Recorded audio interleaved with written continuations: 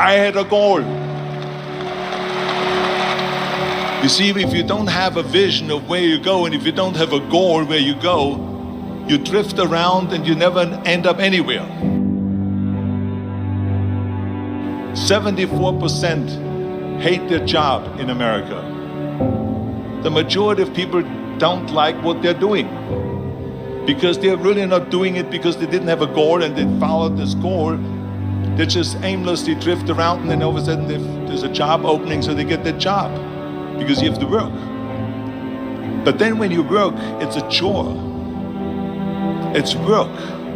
It's not fun. So if you think about, only a quarter of the people really enjoy what they're doing in life.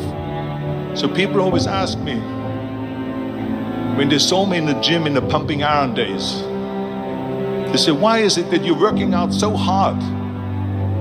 5 hours a day, 6 hours a day, and you have always a smile on your face. The others are working out just as hard as you do, and they look sour in the face. Why is that? And I told people all the time, I said, because to me, I'm shooting for a goal. In front of me is the Mr. Universe title. So every rep that I do gets me closer to accomplishing that goal, to make this goal, this vision, turn into reality. Every single set that I do, every repetition, every weight that I lift will get me a step closer to turn this goal into reality.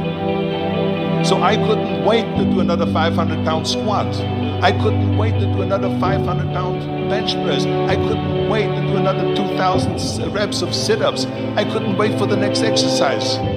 So let me tell you something, visualizing your goal and going after it makes it fun. You got to have a purpose no matter what you do in life. You got to have a purpose. And Muhammad Ali worked his butt off, and I saw it firsthand. And I remember that there was a sports writer that was there in the gym, and he was working out, and he was doing sit-ups. And they asked him, how many sit-ups do you do? And he said, I don't start counting until it hurts. Now think about that. He doesn't start counting his sit-ups until he feels pain.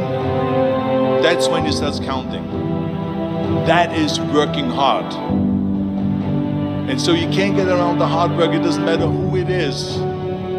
Work your ass off.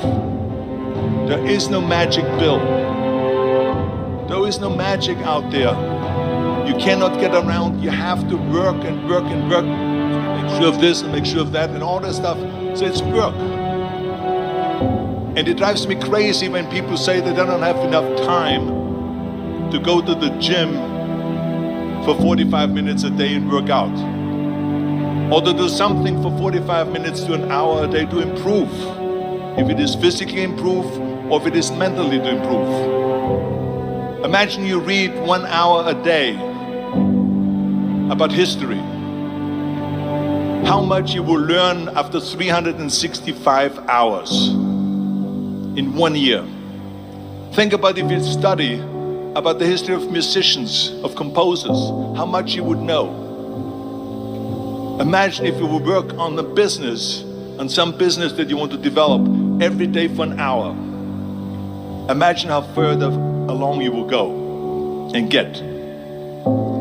So it drives me nuts because we have, when people say we don't have the time, we have 24 hours a day. We sleep 6 hours a day, so that gives you still 18 hours. So there's someone shaking their head out here in front. They say probably, I don't sleep 6 hours, I sleep 8 hours, right? Or just sleep faster. So we have 18 hours a day. The average person works around 8 to 10 hours. So let's assume it's 10 hours, so we have 8 hours left. Then you travel around an hour a day, maybe 2 hours a day. So now you have still 6 hours left. So what do you do with these 6 hours?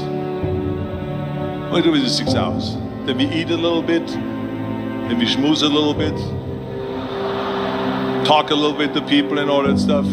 But you can see how much time there is available if you organize your day. So you got to work hard.